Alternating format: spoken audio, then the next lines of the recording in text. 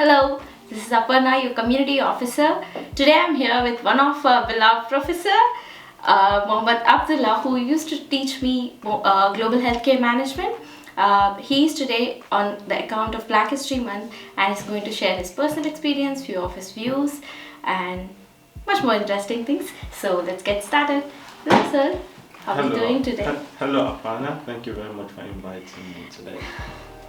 How are you doing today? I'm doing very great. Thank you very much. Okay, so like I said, when I sent this invitation to you, I was literally in that dilemma whether you would make it or because of I know how busy you are during the beginning days of the semester. So my first question would be about what is your opinion on Black History Month, about the celebration? I think for me, Black History Month is an important time to celebrate the Black achievement. A time to make people more aware about Black history, Black activities, and their achievement in general. Sometimes we're caught in the loop of just hearing negative things in the news about people. But Black History Month gives Black people the opportunity to be able to say their own story, present it the way they want, rather than people speaking for them. So it's a time to celebrate all the Black achievement for me. That's my own opinion. I think that's great, and that's true as well. It's always, when things come from the original source, it's always more authentic and relevant. Yeah. So I completely agree with you. This year's national theme was saluting our sisters. So do you have anyone inspiring in your mind? I think there are countless of inspiring Black women across all different fields and spheres of life, science, arts, films, and many more. So some people that just come to mind include Maya Angelou, Mohammed Abdullahi of Ebony Life. She's done incredibly well, and she's one of the top 50 or 100 people in televisions around the world. We have people like Ngozi Mwela heading the World Bank. We have Amina Usman and many other people like that. And even in terms of films, we have people like Genevieve Nnaji, Omotala Jalade, Omoni Oboli, and many more that they have achieved a lot. But if you ask me personally, I think my mother is one person, because my mother had 7 children. She had a career. Oh, and she was able to train all of us. I am one of 7, and my siblings are doing incredibly well. I mean, you know me as your tutor, and I would say my siblings are doing even better than me. So I think a lot of people, a lot of Black sisters have achieved they've achieved a lot in different things that they have done. Not everyone is in the news or in the media that you can see, but the people I have mentioned, and I think my mother. Yeah. So I am saluting my mom, Mrs. Musa. Well done to you. Oh, yeah.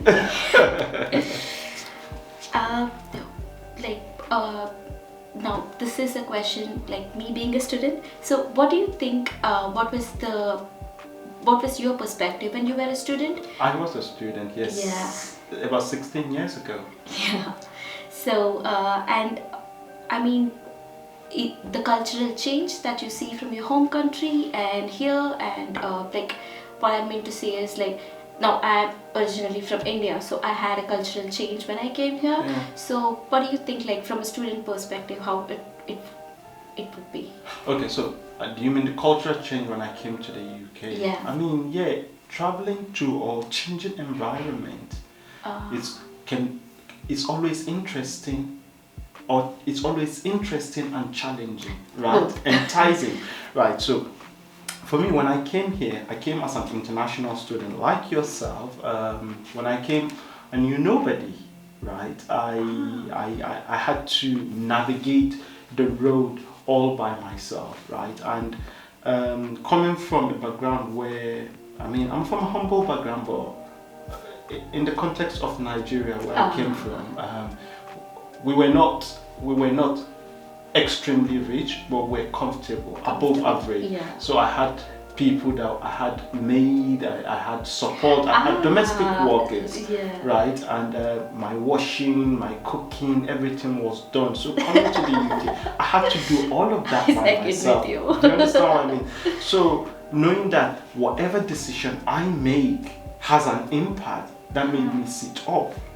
And for me, another thing for me was I immersed myself in learning the culture, because whenever I go, and I told you people whilst you were in my class that don't just come and make friends with people from your culture. True. Then you're going to be in a bubble, right? Yeah. I have friends from different parts of the world. Like as I told you, I go to India regularly. True. I'm supposed to be in India in about 10 days, 10 but days, unfortunately the trip has been cancelled. But I go India, I go Turkey, I go Saudi, even in the UK. I made friends with different people. That was the way I was able to have a global perspective of things rather than having a myopic or narrow perspective that I had brought from home. Do you understand what I mean? Okay. So getting to enjoy what was available. And I tell students, and like yourself, whilst you're a student, that whilst you're studying, it's like it's an opportunity for you to experience global perspective,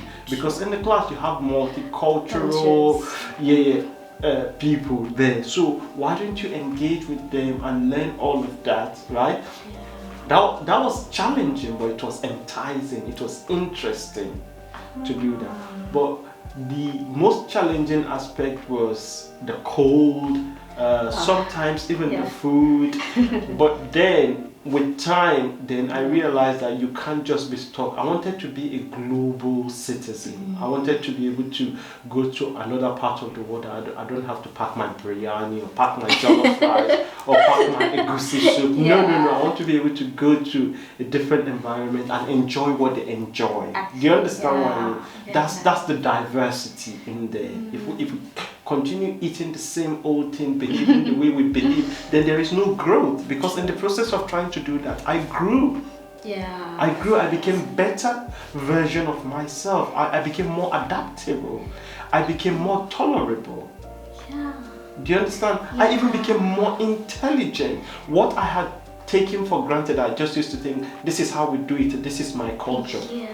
Coming to the UK, now I question it, but even if we do it that way, does that mean it is right? Right? Yeah, I get that. I completely understand that. And that's what has made me, and I would love to hear that from you. What your opinion about me being a lecturer. Obviously, that relationship has ended. That I take to the class now. So when I talk to my student, I talk to them from a perspective that I have been a student and I've also been an international student. So I understand all that you are facing. Obviously, time has changed. 16 years is a long time. However, I have an understanding, the cultural shock, coming to a new environment, not knowing how to navigate your way. So I bring it into the class. I tell students, engage in this activity, go to the student union, do this, do that, just so that they can have a better understanding of how things work. I mean, you're one of them, Blessing, and many more. I've had many of my students that have taken up sabbatical position within the student union. Some of them are lecturers now, and I'm extremely happy that I've been able to contribute to people's lives. Anyway, I'm talking too much, but No, but then that's true. You were one of the only lecturers who actually gave us the perspective of an international student, how it would be, and many of us could actually picture ourselves like in your position. Okay, there is hope. So when there is so much negativity surrounding around different things like issues with visas and many more things, so when you put that positive perspective, there are opportunities. Go outside, bring yourself outside your bubbles, think outside the box and all that. I think you really brought that impact not only in me, like many of the students as well. They are trying different things. They're not like limiting themselves to only their cultures or communities. So Thank you very much. Again, that's something I embody and I try to preach because it worked for me. I can't believe that sometimes when I enter into some of the lecture theatre I teach now, I used to be a student in this class. Now the whole class, 200, 300 people are listening to me. It's humbling. It's a humbling experience. Yeah. I agree. Could you mention one of your personal experience that really strikes your mind, like when you were a student, like that changed your, like maybe you have planned out in a way before you came here, then some experience that really strikes your mind, say the transition for you to maybe improve yourself better? What really changed my mind was, I would say, the system of learning here. I mean, growing up in Nigeria and schooling in Nigeria, even started university in Nigeria, right? We're used to traditional form of learning. Teachers uses the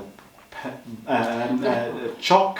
They actually call it chalk to write on the board, and we take notes, and we have to write our assignment on papers, and we submit it. And coming here, everything was computerized, right? That was very shocking. I was computer literate. I could use computer. I could do all of that, but I wasn't used to typing my assignment and doing all of that. Having to do that was challenging, right? But as I told you earlier, I use all the challenges that I experience as a growth opportunity. When I realized that, okay, I'm not as fast as other people that are used to studying with computers.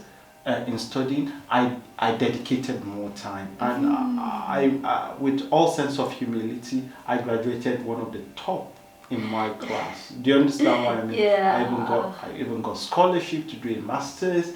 After my master's, I got Economic and Social Research Council scholarship, ESRC, to do a PhD at University of Warwick.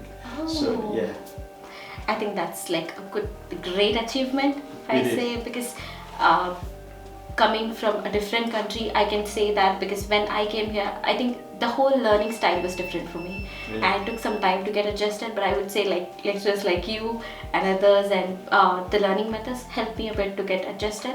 But I can only say this is just a year ago, but yours was like 16 years ago, so I can understand. yes. Yeah.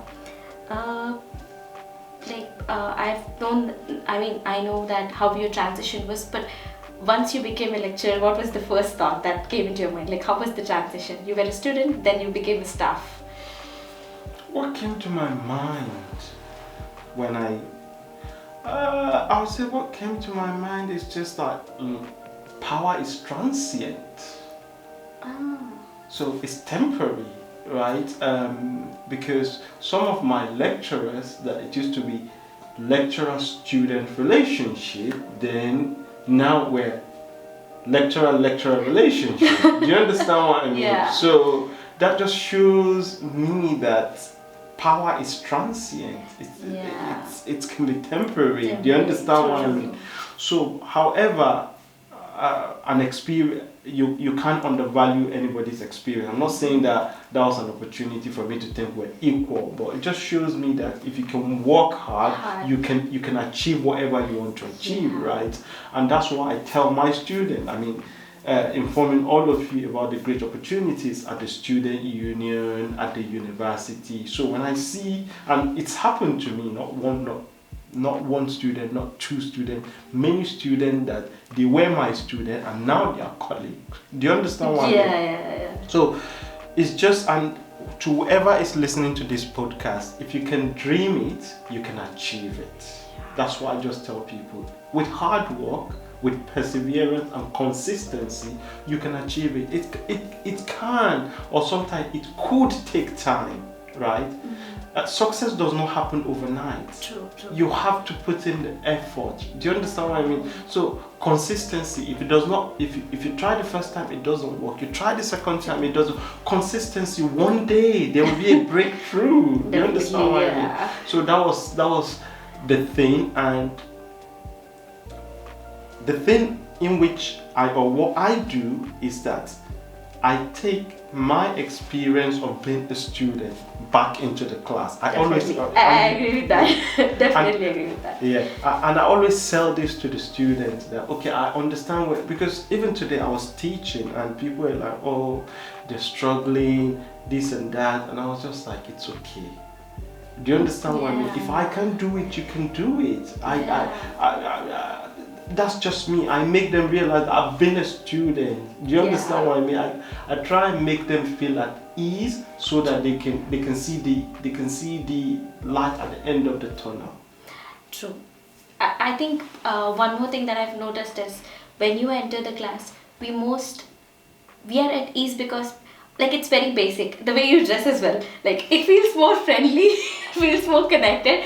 So I'm not saying that the person who wears blazer might not feel connected, but it's more friendly when you walk into the class. And this is opinion of many other students as well, like the classmates, my friends.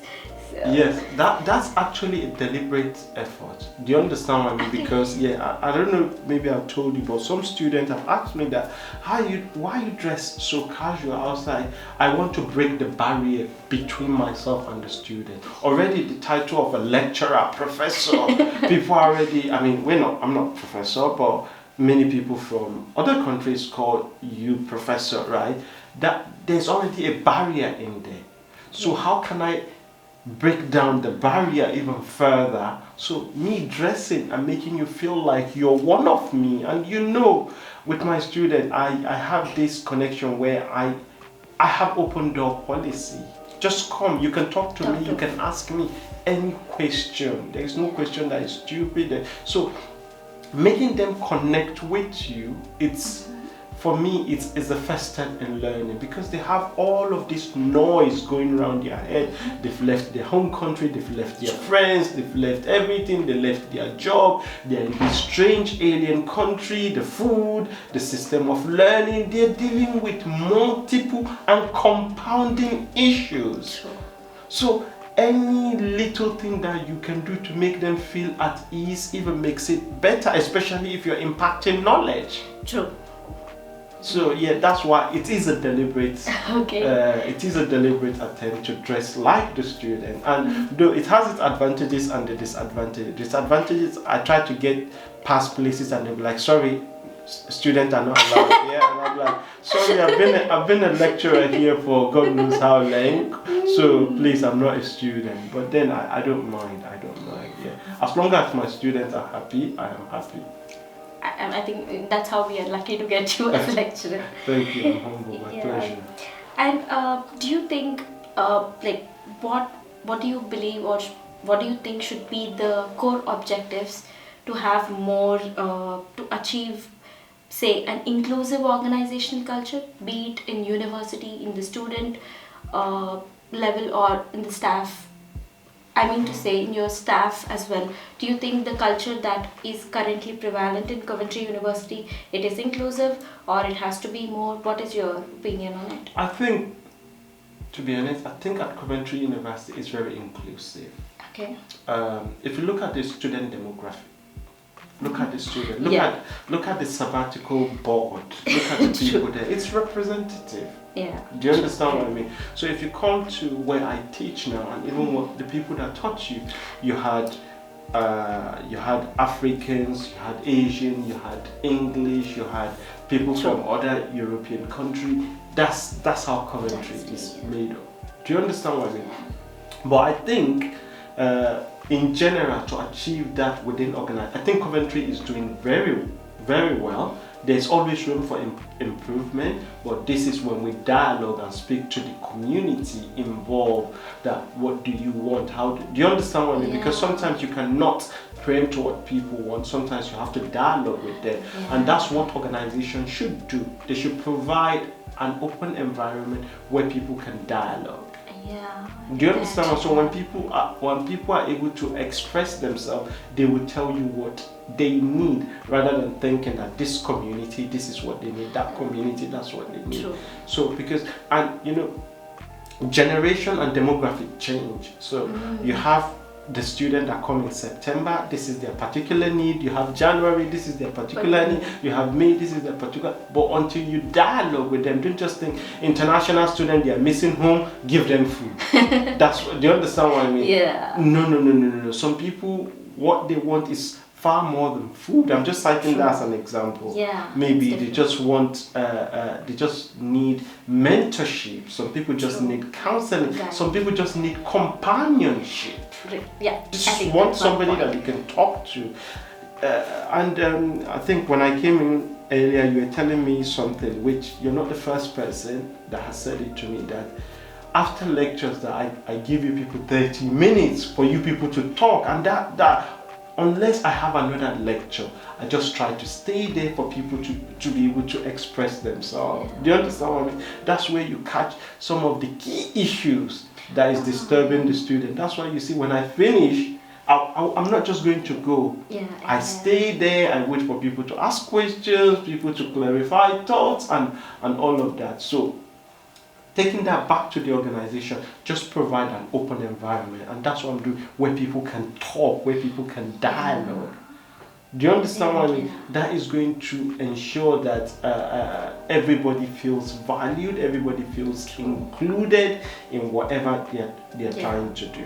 And I think that gap or that platform where you give the opportunity for students to interact with you gives them that ease, because we had this conversation on Teams meeting, so our classes were online back then. So I was feeling very warm to come to the class. I was so eager to attend the class, because until then I had this fear of going to a new country and all that, but it was just a 5 minutes, not even 5 minutes maybe, but that conversation really helped me in putting me at ease that things would be okay when I go back to the uni.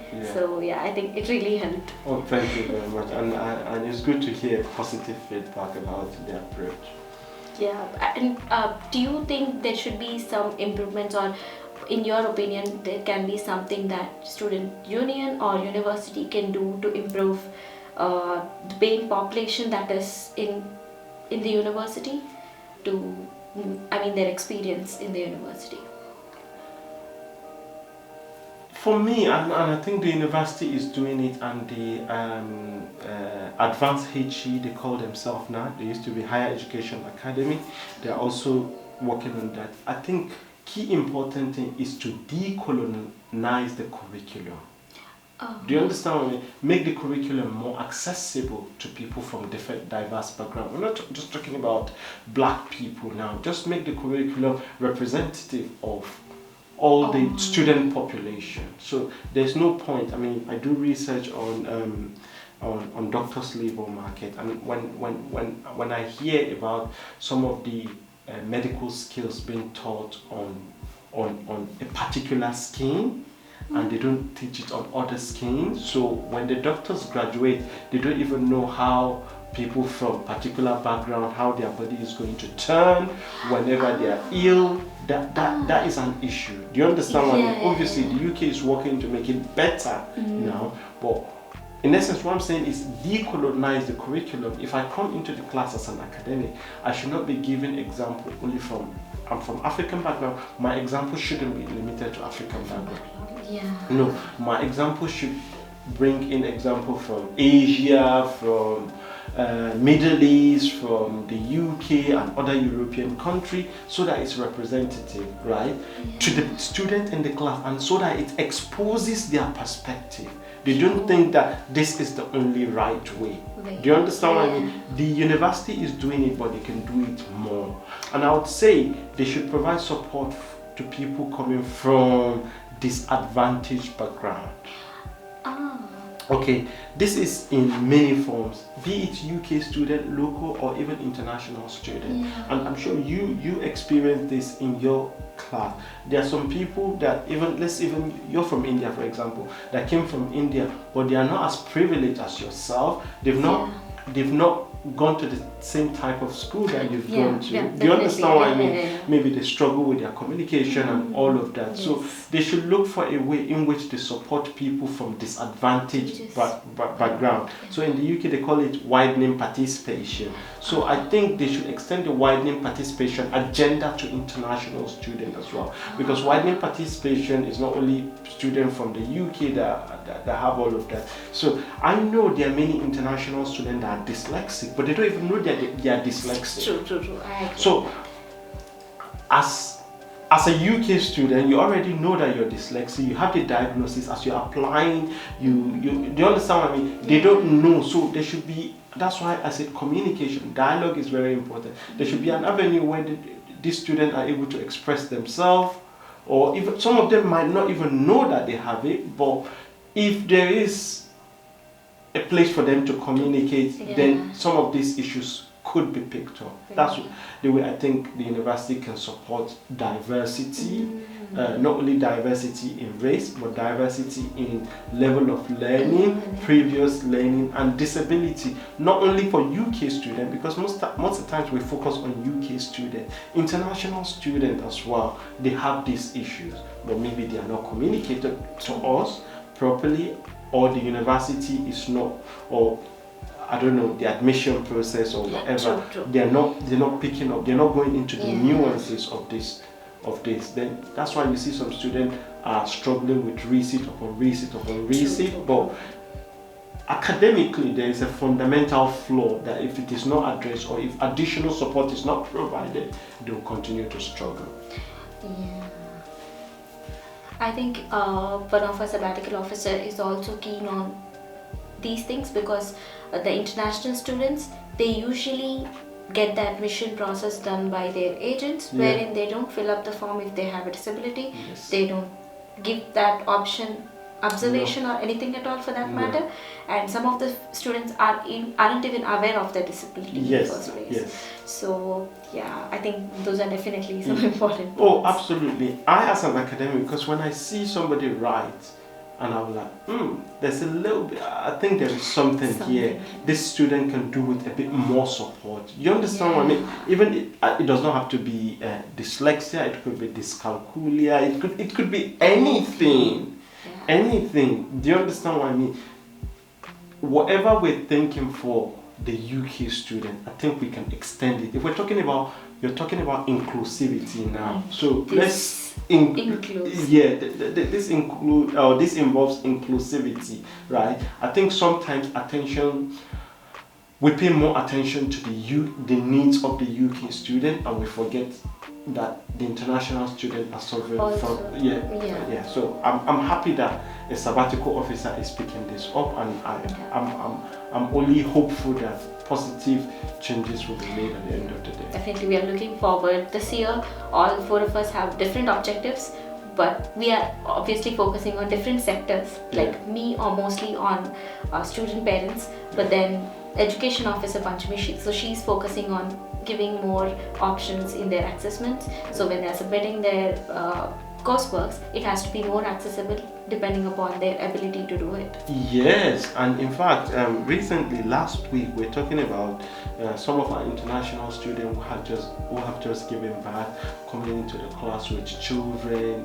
They become destructive and all of that. How can we support them? Because these parents are scared of not coming to class, then their attendance is not marked, then it affects their visas. I understand that pregnancy, it's their responsibility, but also how do we support them?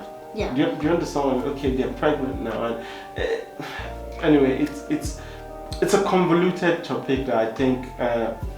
Again, dialogue, that we need to sit down with these people and find a way to support them. I am not a student parent to be able to say, but when you sit with people from that community, you can see this does not even relate to race. Do you understand what I mean?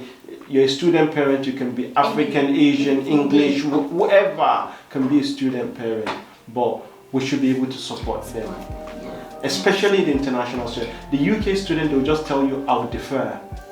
But international student, deferral doesn't work like that because it has visa implications. True. I definitely agree with that. Okay, they'll tell you then you have to go back home, then you have to, the tuition fee you've applied for, they'll take some deduction, you have to apply for a new CAS letter, immigration, healthcare surcharge. It's a convoluted process. But sitting down with them, knowing what they need, and the university should put an action plan in place to support them. Yeah, I definitely agree with it, and this year's my project is for student parents, so I'll obviously work on what would be more supportive, or in whichever way that is. So yeah, definitely on that. Also, are there like any advice that you want to give for the students, the upcoming students, that might be helpful for them? Okay, look at me now in the camera. The incoming students, all I can say is I wish you all the best in whatever course you want to study. Oxford. But when I came to the UK, I got the best. I got a first class in my first degree. I had the opportunity to apply to these top ranking universities in the UK. I had the opportunity to be able to apply to big organizations in the UK, right?